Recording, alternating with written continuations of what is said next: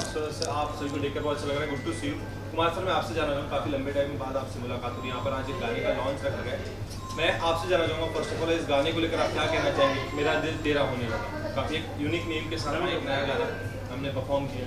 देखिए, एक melodious song, एक रोमांटिक सॉन्ग जिसके लिए मुझे जाना जाता है एंड 90s का मेलोडी जिसको बोलता है, ये संजीव चतुर्वेदी ने इसको क्रिएट किया, कंपोज किया एंड फैंटास्टिक कंपोजिशन, इतना मेलोडियस कंपोजिशन जो 90s का याद दिलाते हैं।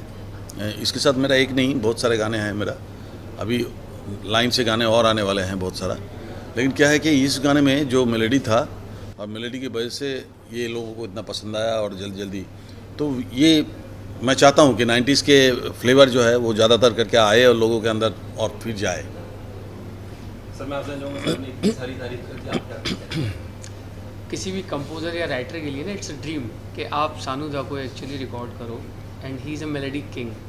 तो कोई भी गाना जब बनाते हैं और सानू दा की आवाज़ आती है तो हम लोग के लिए तो ऐसा लगता है कि हमने एक सपना जिया है। तो to us it's blessings Jagdambe की कि सानू दा ने गाना गाया एंड गाना ये एक दिन में 1 मिलियन के करीब क्रॉस हो रहा है अभी गाना। मैम जैसे कि सर ने कहा कि सपने की जैसा लगता है, आप क्या बनना चाहेंगे एज एन एक्टर, आप इससे क्या अपना करना चाहेंगे? ये मेरे लिए सर के गाने पे परफॉर्म करना, एक्ट करना, ये मेरे लिए मेरे लिए ऑनर है। और I didn't know that I could start with this as my career. It's my honour to be a part of this song and I am a 90s kid and I am a huge fan of sir.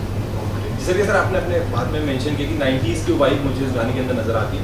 आपको क्या लगता है अभी के दौर पर जो गाने बन रहे हैं उसमें कहीं ना कहीं एक मेलोडी, वो एक वाइब मिस होती है, आपको नजर आती है? देखिए, I don't know the public का जो चॉइस है ना, ये हमेशा हमने देखा। हमने अभी सक्सेसफुल टूर करके आया, अमेरिका टूर करके आया। हम वहाँ पे हमारे यूट्यूब चैनल का जो गाना था, जो कुमार सानू ऑफिशियल में जो गाना रिलीज़ होता है इनका म्यूज़िक में, उस गाने को मैं स्टेज में गाया, लोगों को बताया गा के कि भाई इस तरह के म्यूज़िक हमारे चैनल में, तो लोगों ने स्टैंडिंग ओवेशन दिया, full hall. Can you believe this? तो मतलब क्या लोग चाहते हैं, हमारे इंडस्ट्री में क्या दे रहा है क्या नहीं दे रहा है ये मैं नहीं बोलूँगा, ये उनकी चॉइस है। लेकिन उनको ये समझना पड़ेगा कि हमारा 14 शो जो हुआ है 90s, उसका नाम था क्या, कुछ बैक टू 90s कुछ ऐसा कुछ था। 14 शोज सोल्ड आउट शो था। Can you believe this? 15 days before America में 14 shows continue, it's sold out all. अब यूट्यूब में से आपको सोल्ड आउट पोस्टर भी मिल जाएगा सारा। तो इसका मतलब क्या है कि 90s के गाने लोग पसंद करते हैं, हम उसको दे नहीं रहा, ये अलग बात है, ये कुछ और ही चीज़ हो रहा है। तो 90s के म्यूज़िक जो क्रिएट कर सकता है, ऐसे लोगों को आगे आना चाहिए, संजीव जैसे ऐसे लोगों को आगे आना चाहिए जो नादिम सरवन जैसा या तो अनु मलिक जैसा ऐसे गाने क्रिएट कर सकते हैं। तो मैंने वही बोला कि भाई 90s का मिसिंग है। अभी के जो गाने बन रहा है उसमें 90s फ्लेवर, तो क्योंकि 90s एरा जो था that was the golden era for music industry में, golden era, so proper golden era जिसको कहते हैं। तो बस वही कोशिश है, ये लोग समझे ना समझे, हम तो हमारा करते रहेंगे। और यूट्यूब चैनल में, हमारा भी यूट्यूब चैनल में हमने ये गाना का एक दूसरा चैनल के लिए एंड बट मैं अपना यूट्यूब चैनल में एवरी 7 डेज़ और 10 डेज़ एक नया गाना रिलीज़ होता है, मेरा नया गाना रिलीज़ होता है। तो फिर इनका जो ये गाना है, ये गाना कौन सा ये इसमें चैनल वाइट हिल बीट्स, हाँ, वाइट हिल बीट, तो इस चैनल से ये गाना रिलीज़ हुआ। बट ये he is doing so many songs for me also, जो भी है। सर मैं आपसे जानना चाहूँ, अभी के अगर दौर की बात करूँ तो ऐसा होता है कि अभी 90s के गाने, कुछ पुराने रेट्रो गाने उठाकर उसे नए तरीके से रीअरेंज करके रिक्रिएट करके हम सभी के बीच में लेकर आ रहे हैं। तो आपको लगता है इन गानों की जो मेलोडी है उस टाइम की 90s की, उसे वैसे ही बरकरार रखना चाहिए या फिर उसको लाकर अपने तरीके से जो नया क्रिएशन चल रहा है उस पर आप कितना बिलीव रखते हैं? नहीं, नया क्रिएशन करके कोई फ़ायदा नहीं होगा, वो नो हेयर हो जाएगा। क्योंकि पुराने गाने को आप छेड़ोगे तो उसका रिज़ल्ट अच्छा नहीं होगा। अगर आप उसको एज इट इज़ रखोगे उसका रिज़ल्ट अच्छा होएगा। एज इट इज़ बोले तो उसमें मैं तो ये समझता हूँ कि अगर सिंगर, पुराने सिंगर अगर कैपेबल है, गा सकते हैं, तो उसी से ही गवा लेना चाहिए, वो और इम्पैक्ट होता है। क्या आज से 35 साल पहले जो गाना एक सिंगर ने गाया था, 35 साल बाद वो गाना फिर से वही सिंगर ने गा रहे, चलो देखते हैं कैसा गाया है यार। तो एक होता है ये बात। और हमारा फैन फॉलोइंग तो कोई रोक नहीं सकता, जो हमारा फैन फॉलोइंग है वो तो होगा ही, वो तो कम से कम देखेगा ही देखेगा इस गाने बाइक पर काम करेगा। आप अपने आप को इतना प्राउड फील करते हैं कि आपने उसी मेलोडी के साथ काम किया। Absolutely. I mean, मेरी जगह और कोई भी होता would feel the same thing, and I cannot be happier than this, honestly. मतलब जब मैंने सुना 90s सॉन्ग है, I jumped to say yes. मैं जंप करके I was like literally like yes, I want to do this. So it is my, I am lucky. Ma'am आप अपनी क्या खुशी रखना चाहेंगे, अपने एक्साइटमेंट रखना चाहेंगे इस गाने को लेकर? मैं सर के साथ मेरा पहला गाना है एंड मैं सर की बहुत बड़ी फ़ैन हूँ। थोड़ा लाउड बोलिए। सर के साथ मेरा पहला गाना है और मैं हमेशा से उनकी बहुत बड़ी फ़ैन रही हूँ और मुझे एक्चुअली पता नहीं था, it was a surprise for me. Sanjeev ji ने बाद में बताया, मैंने उनसे पूछा तो उन्होंने बोला कि सर साथ में गाने वाले हैं, मतलब मैं उनके साथ गाने वाली हूँ। सो अच्छा लगा। और गाने की सबसे खूबसूरत बात ये थी कि बहुत सोल था गाने में, बहुत बहुत ज़्यादा सोल है, बहुत प्यारा है और गाने को बहुत ईज़ के साथ गाया। और उससे भी इम्पॉर्टेंट बात मेरे लिए ये थी कि मैंने सर को गाते हुए सुना लाइव जब वो रिकॉर्ड कर रहे थे, तो फिर मुझे गाने में उससे बहुत हेल्प मिला। जैसे सर आपने कहा कि उन्हीं सिंगर को मौका देना चाहिए गाना फिर से गाने का, यदि आपकी लिस्ट में से कोई गाना फिर से 90s से उठाकर अगर अभी फिर से बनाना हो या कुछ उसको क्रिएट करना हो, तो वो एक कौन सा गाना होगा जो आप चाहेंगे कि एक बार गाना वो फिर से बाहर आए और एक बार फिर से ऑडियंस के बीच में एक नए तरीके से? देखो भाई, मैं मोर देन 22,000 सॉन्ग्स गा चुका हूँ। कोई एक गाना मेरे लिए बोलना बड़ा मुश्किल होता है कि इस गाने को रीमेक करो। मेरे को ऐसा लगता है कि बहुत सारे ऐसे गाने हैं जिनको रीमेक होने से और ट्रिमेंडस इम्पैक्ट होगा फिल्म के लिए, फिल्म के हेल्प के लिए। It is not for us, film के हेल्प के लिए वो गाना कारीगर होगा जो अगर उस गाने को इस्तेमाल करे। तो ऐसे बहुत सारे गाने हैं यार। तो क्या है कि कोई एक गाना बोलना बड़ा मुश्किल काम है, सोच के मैं परेशान हो जाऊंगा फिर। पहले का एक वक्त था जहाँ पे गाने बहुत हिट हो गए थे पहले, उसके बाद लोग फिल्म देखने जाया करते थे। आज उल्टा हो चुका है, आज लोग फिल्म देखते लेकिन गाना याद नहीं है। यस, क्या लगता है? के ही गाने लोगों के कंटिन्यू करना चाहते हैं, सिर्फ 90s के ही गाने लोगों की जुबान पर रहते हैं, यादगार रह जाते हैं। अगर हम देखें हिप हॉप या इस तरह के जो भी गाने आते हैं 2 दिन लोगों की जुबान पर रहते हैं, Yes. लेकिन भूल जाते हैं। लेकिन जो 90s के गाने होते हैं तो आज भी लोग याद करते हैं। आपने बताया कि आपके कॉन्सर्ट को स्टैंडिंग ओवेशन, तो वो क्या रीज़न है सर कि 90s के गाने लोगों की जुबान पर, दिल में, चैन में बस जाते नहीं देखिए एक, और हिप हॉप टाइप के सिर्फ 2 दिन के। हाँ हाँ, अभी क्या है कि ये जो 90s के गाने की आप बात कर रहे हैं ना, तो उसमें सबसे पहले 3-4 रीज़न था। एक तो सबसे पहली बात है कि पहले म्यूज़िक को रिकॉर्ड किया जाता था। सबसे पहले हम जानते नहीं थे कि हीरो कौन है, हीरोइन कौन है, हमको मालूम भी नहीं होता था। बट गाना रिकॉर्ड करता था पहले, 6-6, 8-8 गाना रिकॉर्ड हो जाता था। उसके बाद सब डिसाइड होता कि इसको क्या लेंगे, क्या करेंगे, क्या नहीं करेंगे।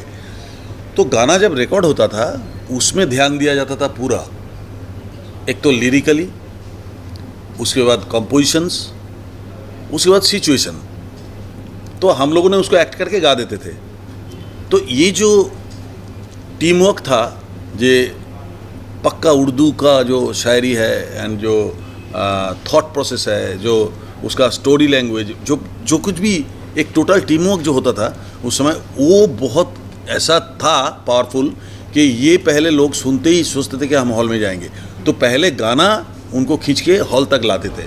तो गाने का काम हम लोग का था कि हमको हॉल तक पहुंचा देना है। बाकी हॉल में जाके वो देखेंगे कि एक्टर एक्ट्रेस क्या उसके ऊपर रिएक्ट किया और उसके ऊपर क्या उन लोगों ने एक्सप्रेशन दिया, क्या ये किया, तो उसके बाद पिक्चर हिट होना।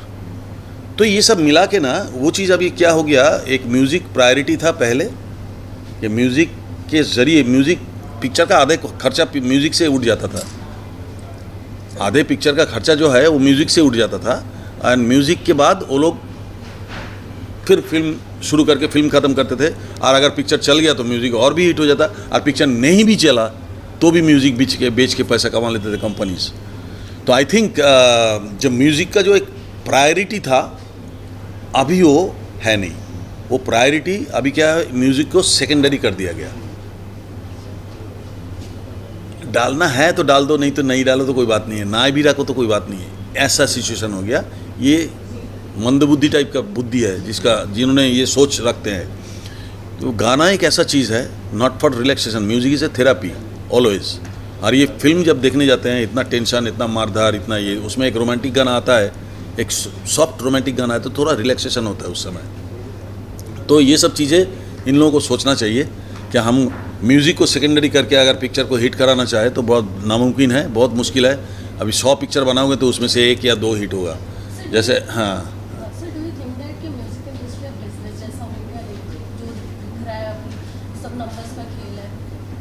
पैसे कमाओ मैडम का ऐसा कहना है कि गाना फिल्म सिर्फ पैसे कमाने का माध्यम हो गया, मैडम का ऐसा कहना है। सचमुच में कमा रहे कि नहीं रहे ये भी हमको मालूम नहीं है।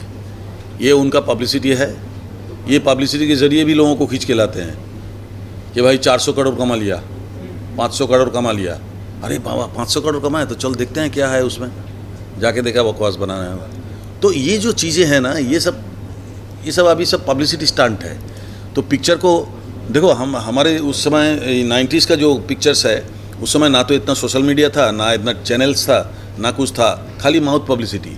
अगर पिक्चर अच्छा बने तो उसका माउथ पब्लिसिटी से वो सुपर डुपर हिट होता है। सबसे बड़ा पब्लिसिटी है माउथ पब्लिसिटी, कि तुम एक जन को खुश करोगे ना, वो 10 जन को बताएगा। तो ये टेंडेंसी ये लोग क्यों अप्लाई करते हैं, आई डोंट नो।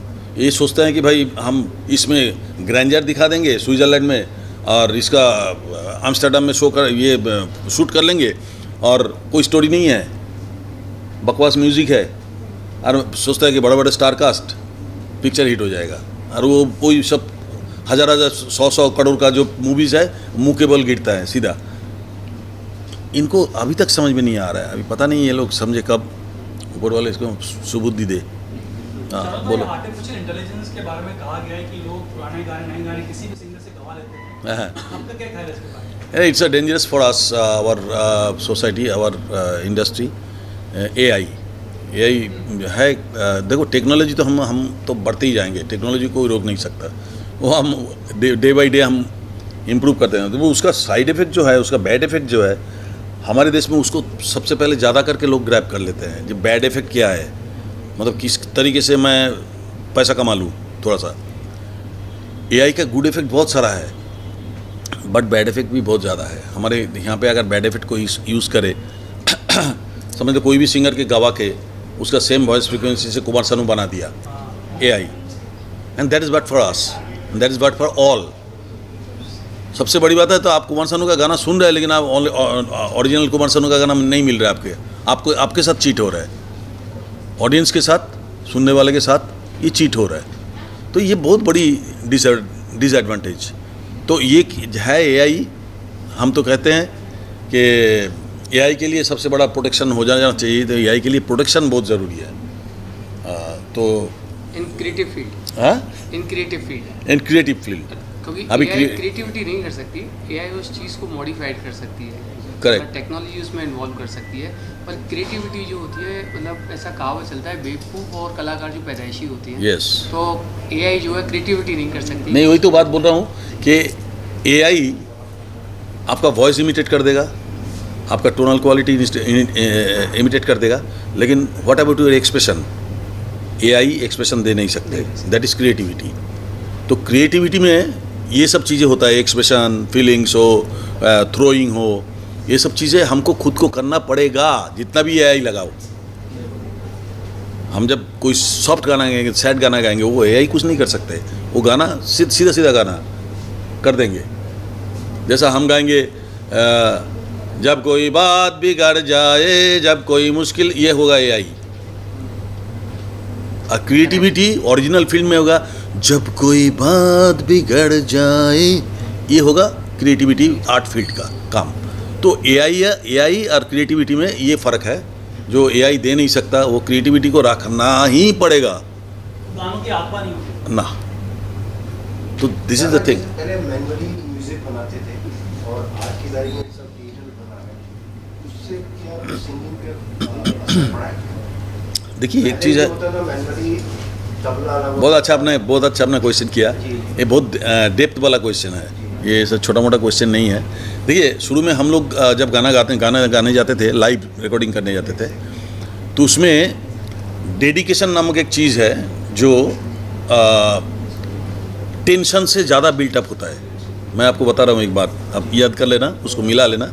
टेंशन आपको जब होगा ना तो आपका सारा इंद्रिय जो है वो ज़्यादा काम करना शुरू करता है, यू नो दैट। एंड उसमें क्या होता है कि आपका डेडिकेशन होता है, क्योंकि आप जो काम करने गया उसमें आपका ज़्यादातर करके आपका दिमाग चल रहा है। सो ज़्यादातर करके आप कॉन्शियस हो जाते हो कि भाई इसको। तो हमारे क्या होता था कि 100 म्यूजिशियन समझ लो, महबूब में 100 म्यूजिशियन बैठ के बजा रहे हैं, और सिंगर रूम में समझ लो मैं खड़ा हूँ, अब मेरे साथ कोई लेडी सिंगर खड़ा है, आशा जी हो, लता जी हो, कविता जी हो, अलका जी हो। अभी वो 100 म्यूजिशियन बजा रहे और उसके साथ मैं लाइव गा रहा हूँ। अभी कोई एक जन अगर गलती करे उसके लिए दोबारा टेक करना पड़ेगा।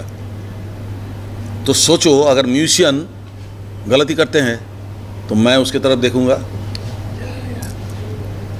और अगर मैं गलत गाऊं तो म्यूजिशियन वहाँ से हंसेगा, सब 4-5 लोग, अरे यार क्या है, इसके लिए दोबारा टेक करना पड़ रहा है फिर। तो इसलिए क्या होता है कि मैं भी कॉन्शियस, मेरा काम के लिए टेंशन, डेडिकेशन, एंड जो बजा रहे हैं उन लोगों का भी टेंशन, डेडिकेशन एंड कॉन्शियसनेस। तो ये इसमें क्या होता है कि काम अच्छा निकल के आता है, जो क्रिएटिविटी है वो फैंटास्टिक निकल के आता है। सब अपना बोलता है कि हमारा 100% हमको देना ही है कैसे भी करके, नहीं तो फिर हम पीछे रह जाएंगे, कोई हमारे ऊपर ना हंसे। ये जो होता था ना, तो उस समय ये काम होता था। अब क्या हुआ, अभी हमको पता है कि हम रिकॉर्डिंग में जाएंगे, म्यूजिशियन कब बजा के गया कुछ मालूम नहीं है, ट्रैक आधा बन चुका है, थोड़ा थोड़ा गिटार बजा हुआ है, थोड़ा सा रिदम बजा हुआ है, और हमें सिंगर को मालूम है। देखो डेडिकेशन कहाँ कम हो जाता है, सिंगर को मालूम है कि मैं अगर गलत गाऊँ तो एक एक वर्ड भी पंच हो सकता है, तो हमारा कोई टेंशन नहीं है, हमारा कोई टेंशन नहीं है। तो जहाँ टेंशन नहीं है वहाँ डेडिकेशन कैसे होगा? This is the logic.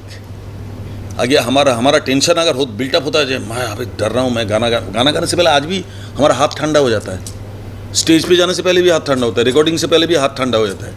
ये होता है डेडिकेशन, एंड ये होता है एक कॉन्शियसनेस, अटेंशन। तो उसमें से क्रिएटिविटी निकलते हैं। तो जो सिंगर गाना गाने जा रहा है वो सोच रहा है कि जब कोई बात बिगड़ जाए, जब को ले लीजिए इस ट्रैक से, कोई को उधर से ले लीजिए, बिगड़ जाए इधर से ले लीजिए। ये क्रिएटिविटी नहीं होता है। ये क्वेश्चन बहुत इंपॉर्टेंट था और ये आंसर बहुत बड़ी हाईलाइट है। तो आप लोग प्लीज़ एज ए मीडिया ना इस चीज़ को थोड़ा हाईलाइट करना, ये बहुत बड़ी बात है नई जनरेशन के लिए। नहीं, आज अचानक क्वेश्चन अच्छा किया तो मेरा दिमाग से वो निकल गया। बहुत अच्छी बात आपने क्वेश्चन किया। तो मैंने वही बोला, टेंशन एंड कॉन्शियसनेस से क्रिएटिविटी जो होता है वो और पावरफुल होता है। तो डेफिनेटली वो सिंगर के मन में जब होता है कि भाई हम जाएंगे और हम कुछ भी गाएंगे, ओ चल जाएगा, वो डेडिकेशन नहीं है, वो टेंशन नहीं है, वो कॉन्शियसनेस नहीं है, तो फिर उसका क्रिएटिविटी जो है बेटरमेंट कहाँ से होगा? अब बताओ ना। अभी हम दोनों जब गा रहे हैं, दो, एक लेडी सिंगर एक जेंट सिंगर, हम सोच रहे हैं इसको कैसे बीट करूं, वो सोच रहा है इसको कैसे बीट करूं। कंपटीशन में क्या होता है, चीज़ अच्छा निकल के आता है। तो ये चीज़ अभी है ही नहीं ना, तो आपका वो क्रिएटिविटी में वो सब 90s म्यूज़िक बोलो, 80s म्यूज़िक बोलो, कहाँ से नज़र आएगा? क्योंकि ये पूरा टोटल टेक्नोलॉजी के ऊपर चला गया।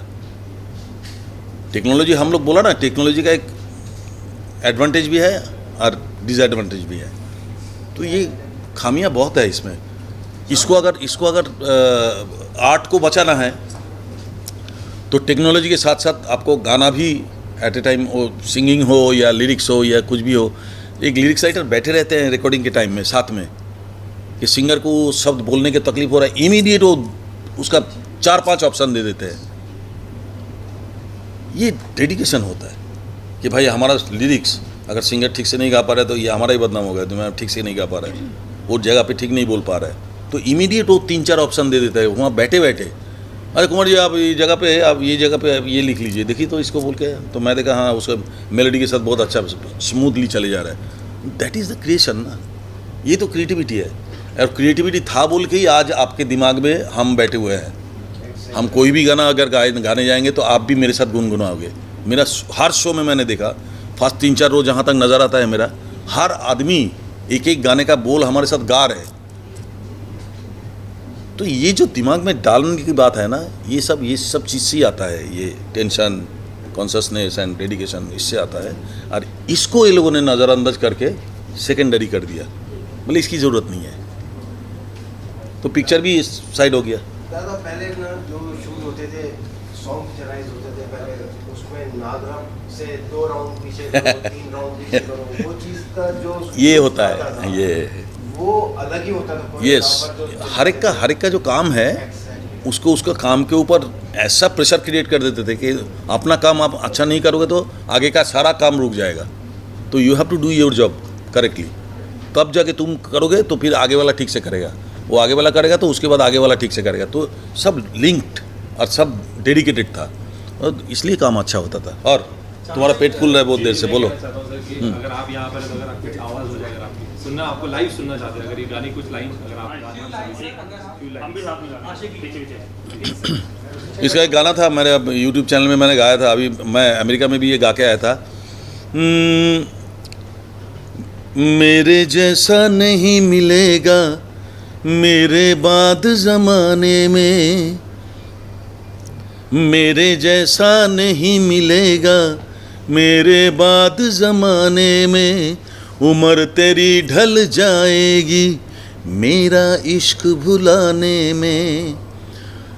तुमने मुझको दागा दिया है, तुमने मुझको धोखा दिया है, तुम भी धोखा खाओगे, बड़ा पछताओगे, बड़ा पछताओगे, लेके मेरा नाम हजारों अश्क बहाओगे, हाँ हाँ बड़ा पछता।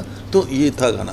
देखो मेलोडी ये बनाया ये संजीव ने, तो ये पूरा 90s मेलोडी एंड वर्डिंग अच्छा है, पावरफुल, सिंपल सा वर्डिंग है लेकिन पावरफुल वर्डिंग है और लोगों को छूने वाले। अब जब मैं गा दिया मेरे जैसा नहीं मिलेगा मेरे बाद ज़माने में, तो सिंपल थिंग है। आप भी अपने वाइफ को कभी बोलते होंगे, है ना, it's a very simple thing. अरे मेरे जैसा नहीं मिलेगा तुमको, चलो मैं जब नहीं रहूँगा ना तुमको पता चलेगा। तो this is the simple thing, ये थॉट को। तो ये सब चीज़ें जो है ना, ये चाहिए हमारे जीवन के लिए, हमारे लाइफ के लिए, जो सुकून भरी लाइफ होना चाहिए। उसके लिए आप अच्छे मूवी देखो, अच्छे गाना सुनो, स्टोरी वाला। तो कुछ बोलेगा क्या बेटा? अच्छा हाँ बोलो ना। पुरानी फिल्में जो होती हैं, म्यूजिकल फिल्में, उनका रीमेक बनती है, फॉर एग्जांपल आशिकी, तो they don't take old singer, वो पूरा नया वो लोग करते हैं। तो what have to say about that? Because Aashiqui film was more on music based और लोगों को गाना ज़्यादा पसंद था वो in the film. What do you say about that? What you want to know actually? नई आशिकी नई रीमेक बनती है, उसमें पुराने गानों को लेते नहीं है, सिंगर्स का नहीं लेते हैं, कुछ लेते ही नहीं। Anything you want to add to this? देखिए पुराने आशिकी, सबसे पहली बात है जो अभी के जो आशिकी है वो आशिकी चलेगा ही पुराने आशिकी के नाम पे। आपको नाम यूज़ करना पड़ेगा आशिकी, या आशिकी 1 2 जो भी है, 3 जो भी है, आशिकी आपको लगाना पड़ेगा। ये क्यों है? आशिकी की जगह कुछ और लिख सकते थे ना। आशिकी क्यों यूज़ कर रहा है भाई, इसको सोचो कि हम आशिकी क्यों लगा रहे हैं। अगर मेरे में दम है तो फिर हम आशिकी की जगह मौसीकी लगा देंगे ना, मौसीकी 2। वो आशिकी क्यों यूज़ कर रहा है, इसके पीछे राज क्या है? मतलब उस आशिकी का जो फल है उसको इस आशिकी में मिलना चाहिए, वो सोच के ये बनाया जाता है। तो जो भी है रीमेक करना बहुत बुरी बात नहीं है, बहुत अच्छी बात है। लेकिन क्या है कि पुराने चीज़ को आप भुला नहीं सकते। अब जितना भी नया बने, नया रीमेक होए, जो कुछ भी करे, उस चीज़ को आप भुला नहीं सकते। सो ये कंपैरिजन होता ही नहीं है, कौन आशिकी बेटर है, कौन आशिकी है, ये सब बकवासबाजी बात है। कि एक आशिकी एक हिस्ट्री क्रिएट किया, दूसरा आशिकी एक हिस्ट्री क्रिएट करेंगे, ये होता ही रहेगा। मैं गाऊंगा, मैं एक अपना जगह बनाऊंगा, मेरे बाद और कोई एक सिंगर आएगा जो उसका अपना जगह बनाएगा। इसका मतलब ये नहीं कि वो मेरे माथे पे चढ़ गया, नो। नंबर ऑफ सॉन्ग्स में मैंने बहुत सारे लोगों से ज़्यादा नंबर गाए, बहुत ज़्यादा। तो मैं ये नहीं बोल सकता कि मैं उससे बेटर हूँ, सवाल ही नहीं होता है। वो लीजेंड है, वो जो लोग लीजेंड है, जो लोग अपना जगह बनाए, वो जगह कोई नहीं बना सकता है। भले आप कोई नया जगह बना लो, लेकिन वो जगह नहीं बनेगा। सो ये सब तुलना करना बहुत बेकार है। तो लेजेंड की बात होती है, आपकी पहली मुलाकात किशोर कुमार से कैसे हुई थी? किशोर कुमार साहब किशोर दा से मेरा कभी मुलाकात हुआ ही नहीं आज तक, ये मेरा दुर्भाग्य है। एंड ये बड़ा सजा है मेरे लिए, क्योंकि मैं उनको फॉलो करके यार टोटली, आप देखो ना किशोर दा की यादें, ये सब गाना किशोर की यादें से लेके टीसीज में मैं 40-45 कैसेट गा दिया था, सारे किशोर दा का गाना गा दिया था, लेकिन किशोर दा से मिला नहीं। बट मेरे को बाद में उनका सेक्रेटरी अब्दुल जो है, अब्दुल उनका सेक्रेटरी हुआ करते थे। बाद में किशोर दा के डेथ के बाद उन्होंने मेरे पास आके ये बताया कि साहब भी बार बार पूछते थे कि ये कौन लड़का है यार मेरे जैसा गाते हैं ये कौन लड़की, इसका मिला एक बार मेरे को बुला उसको, तो हुआ नहीं। मैं तो उसके चरणों में एक बार जाके गिरना चाहता था, मैं कैसे भी करके एक बार चरणों में गिरूँ, लेकिन ऊपर वाले का मर्जी नहीं था। फरमाइश आ रही है मेरा दिल तेरे वगैरह का ये कुछ क्यों लाइंस अगर नहीं वो तू गा साथ मेरा दिल मुझे, तेरा होने लगा। हाँ इट्स वेरी ब्यूटीफुल मेलेडी हाँ। कि तेरी आँखों से आँखें मिली जो सनम, मेरी आँखें चमकने लगी है। देखो तेरी सांसों ने सांसों को जब से छुआ, मेरी सांसें महकने लगी है।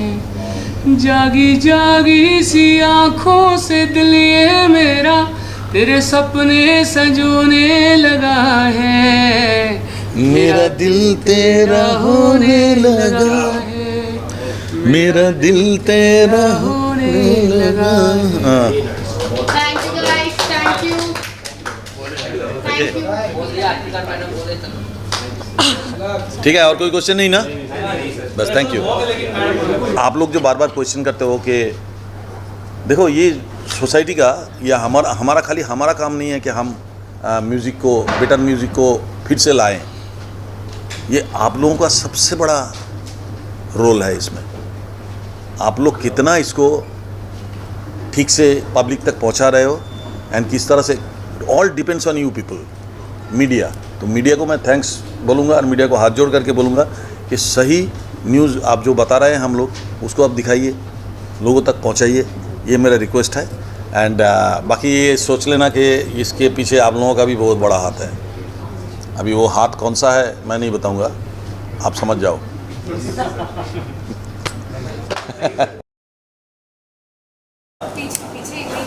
सर ये खाली शॉर्ट खाली फोटो है, फोटो लेंगे उसके बाद ये उसके बाद की एक्टिविटी। अरुण मोबाइल आ गया मेरे कैमरे ठीक है हाँ आ जाओ संजीव, आ जाओ, साथ में आ जाओ, साथ में अंदर आ जाओ, क्लोजर आइए और अंदर आइए और क्लोज आइए।